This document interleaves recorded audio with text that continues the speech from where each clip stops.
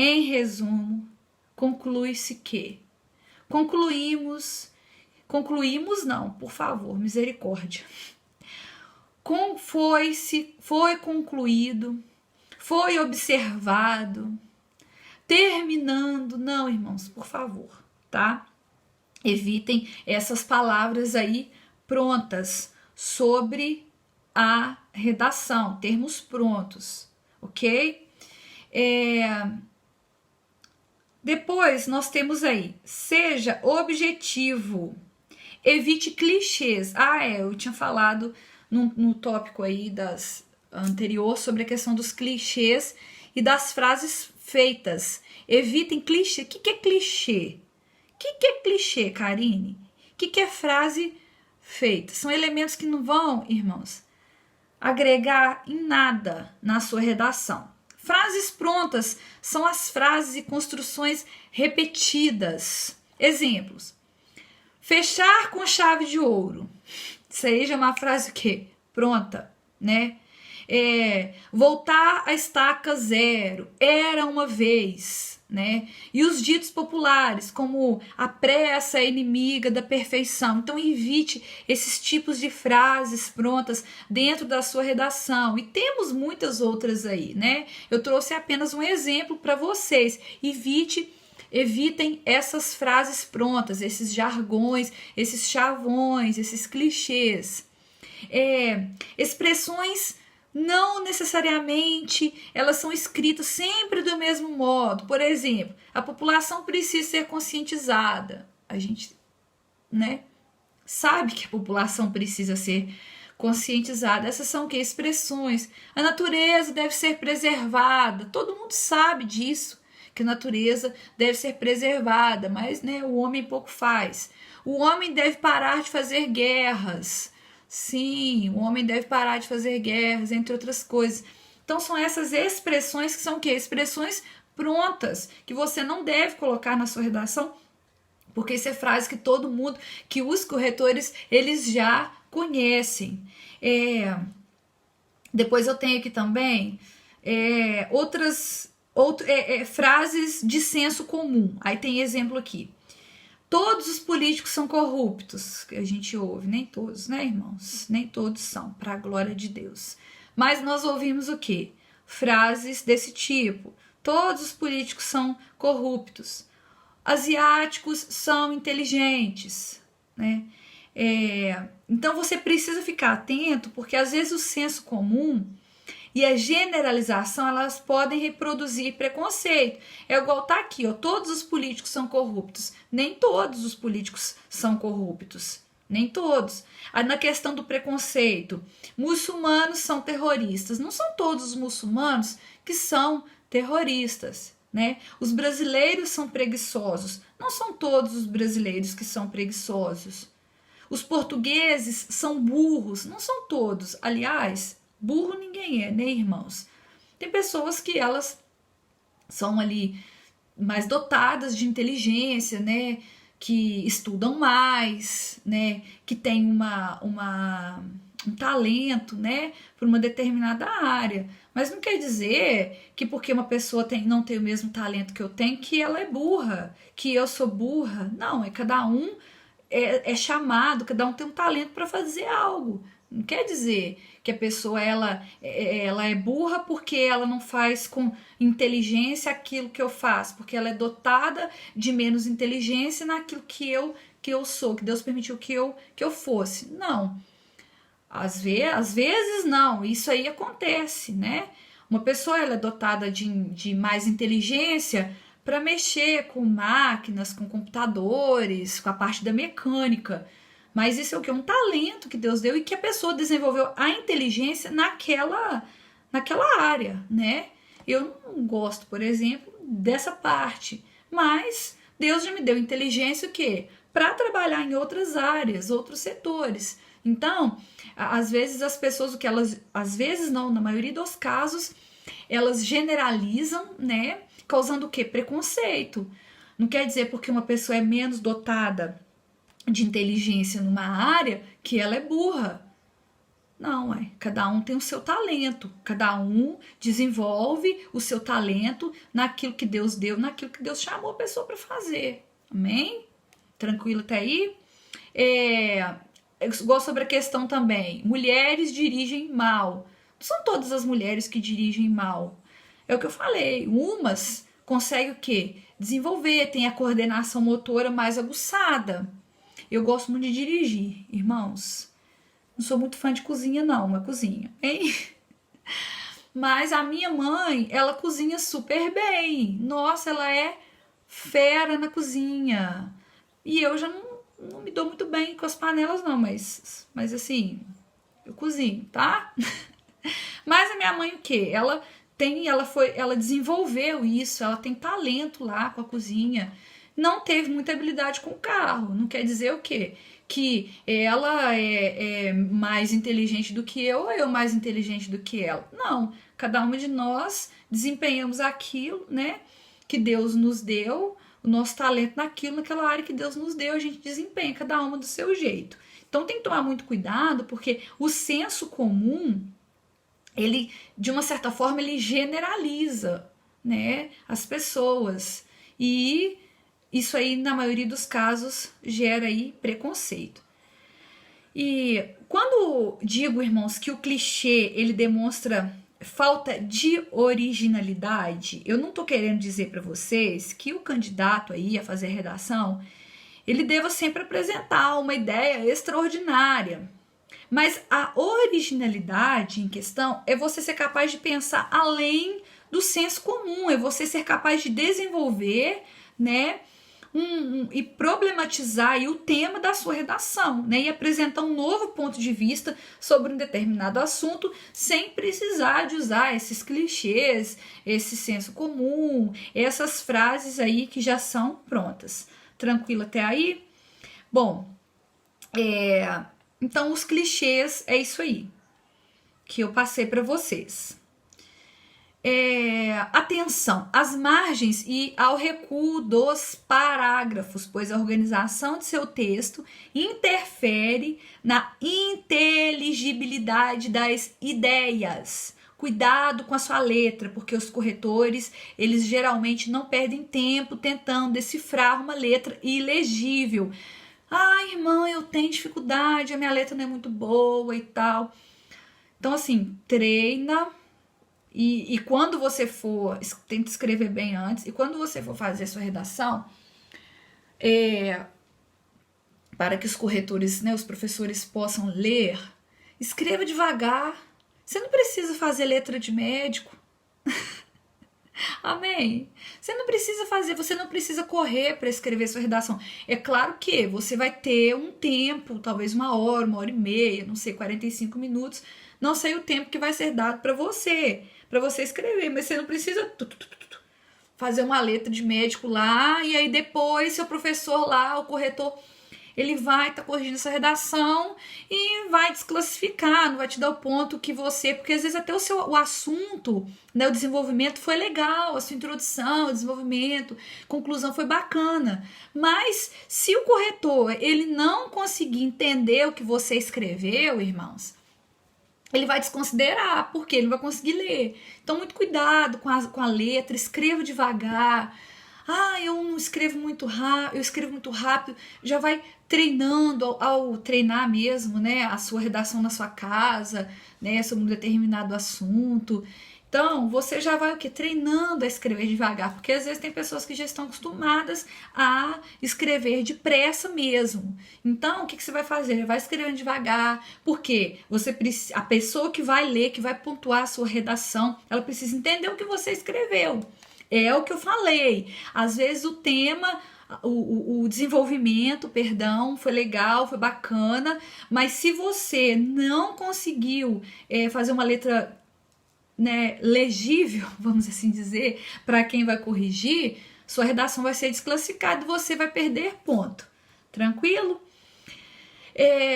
Bom, se o título for obrigatório, faça uso de frases nominais e nunca pontue ao seu final. O título, ele é sempre obrigatório, né? sempre obrigatório. Então, o que é uma frase nominal? É uma frase a qual eu não coloco verbo, uma frase que ela não tem o quê? Um verbo ali conjugado, uma frase nominal. Então, o que acontece? Você precisa tomar cuidado ao escrever o seu título. O seu título, irmãos, ele tem que estar coerente com o assunto central. Então, o assunto da sua redação. Você não pode escrever uma redação e colocar lá um título nada a ver, né?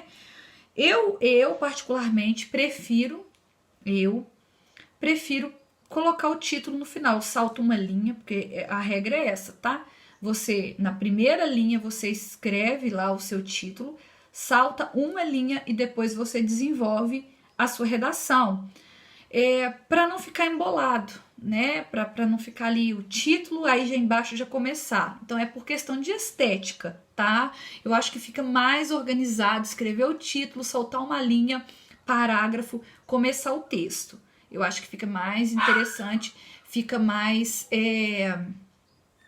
bem mais organizado, né? Então, evite colocar ponto final no seu título. Não coloque ponto final, que seja um texto mais mesmo ali nominal e que não tenha verbos conjugados, né?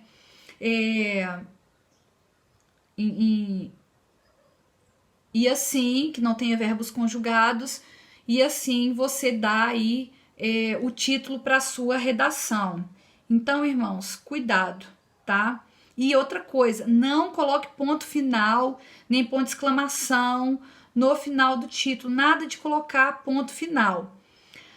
Posso fazer meu título e no final dele colocar um ponto de interrogação? Fazer um título interrogativo? Posso. O ponto de interrogação, se você for fazer um título que vai desenvolver uma pergunta, né, acerca do que você desenvolveu, um título interrogativo, pode, mas ponto final, irmãos, não coloca-se no título, ok? Tranquilo? Deixa eu ver aqui mais uma coisinha para me falar acerca do título. Eu até anotei aqui. Não colocar ponto final, letras maiúsculas. Sim, letras maiúsculas. Você vai iniciar o seu título com letra maiúscula, mas você não tem que escrever o seu título todo com letra maiúscula, não, tá? Você vai iniciar o seu título com letra maiúscula.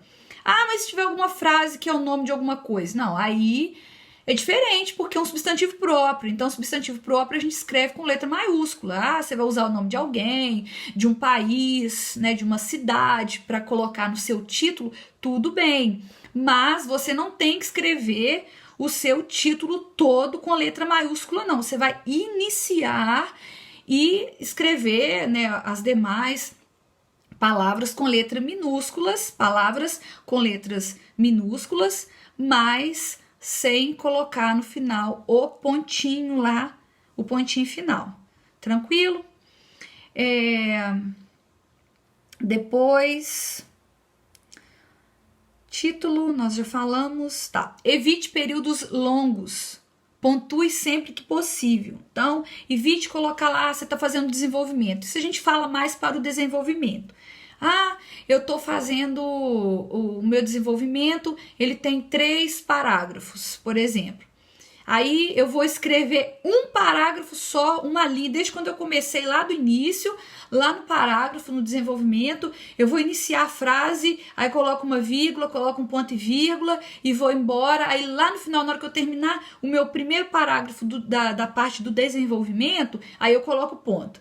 Aí eu passo lá pro segundo parágrafo do desenvolvimento, né? Porque lembrando que antes você já fez um parágrafo antes na introdução, então aí você já vai estar no seu terceiro parágrafo da sua redação, porém no segundo parágrafo do seu desenvolvimento.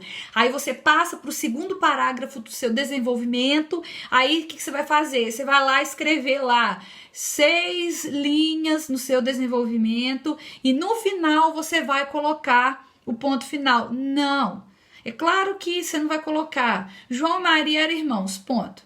Eles viviam numa casinha no meio do nada, ponto. Seu pai e sua mãe plantavam milho, arroz e feijão, ponto. Eles iam à escola todos os dias. Não, não é isso, tá, irmãos?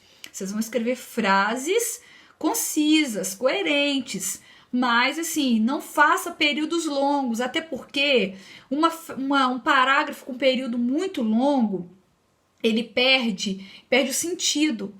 Na hora que você terminar lá embaixo, que a pessoa terminar de ler a frase que você montou, que você fez, o desenvolvimento ali, o parágrafo, aliás, que você fez, na hora que chegar lá no final, a pessoa não vai nem entender, às vezes nem você, nem vai entender o assunto que você começou, que você iniciou. Alguns anos atrás, acho que em 2016, se eu não me engano, eu prestei o concurso, eu não tinha formado na faculdade, ainda não, mas eu prestei o concurso do Estado. Da minha área de língua portuguesa, né? E assim, foi mirabolante o concurso. Por que foi mirabolante o concurso? Uma página era uma pergunta. Uma página, uma pergunta. Nossa, mas que concurso difícil. Teve muitas polêmicas em questão de provas, tinha provas que já estavam feitas, enfim. Foi terrível esse concurso. E eu me lembro que assim, eu comecei a ler lá uma pergunta, uma folha, irmãos, sem brincadeira. Quando eu cheguei lá no final, eu já nem lembrava do que tinha, do que estava pedindo lá no início. Lá nos primeiros parágrafos, lá nas primeiras linhas da pergunta, eu já nem lembrava. Estava totalmente incoerente, foi terrível esse concurso, nossa, foi muito difícil. E eu me lembro que depois eu comecei a até marcar já por rumo para ir embora, porque eu estava com a minha cabeça cansada. Não estava coerente, vocês estão entendendo? Aquilo que eles começaram a pedir lá no final, aí lá no meio já não estava entendendo mais e no final muito menos, né? Já estava fora o quê? De sentido, a gente já ficou uma leitura cansativa, que a gente já não conseguia raciocinar. Então imagina, uma pergunta, uma frase, fica cansativo. Imagina se você colocar lá começar lá a sua linha lá e uma frase ser 6 linhas dentro de um parágrafo, né? Então, tente fazer para o seu leitor aí, para você mesmo, uma leitura agradável, uma leitura gostosa, uma leitura atraente, né? Aos seus olhos e aos olhos de quem vai ler depois. Tranquilo?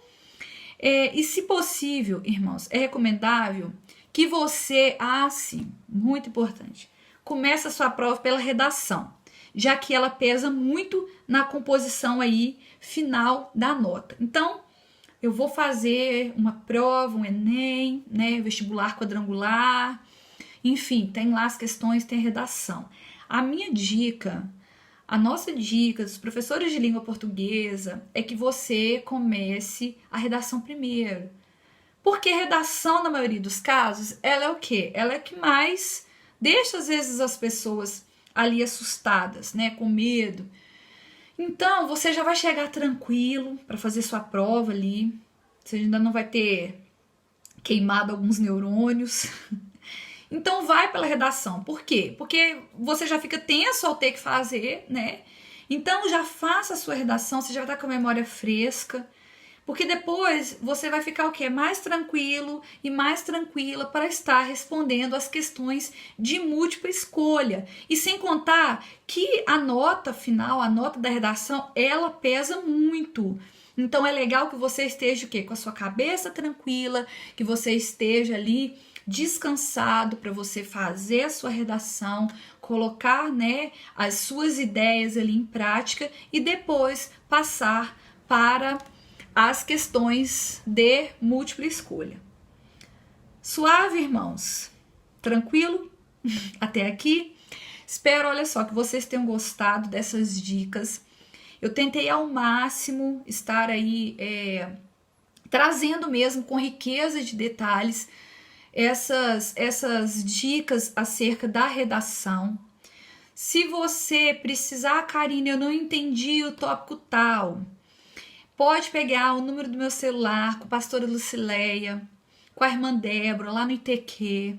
Elas passam para vocês, tá? Vocês podem mandar mensagem para mim.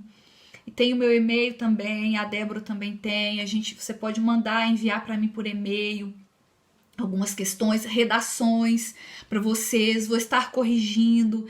Você pode mandar por e-mail que eu imprimo e corrijo, depois mando para você corrigido, tá? Vai ser um prazer poder te ajudar no que você precisar. Lá no meu WhatsApp também, pode me mandar.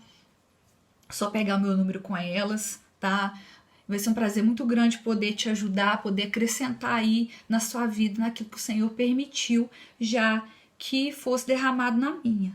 Somos uns pelos outros, estou aqui para te ajudar, para corrigir sua redação. Vou estar no ITQ alguns dias. A pastora Lucileia depois, ela vai estar marcando com vocês e comigo também para estar aí, né, para ter algumas aulas presenciais com vocês. Amém, irmãos? Vai ser uma bênção em nome de Jesus.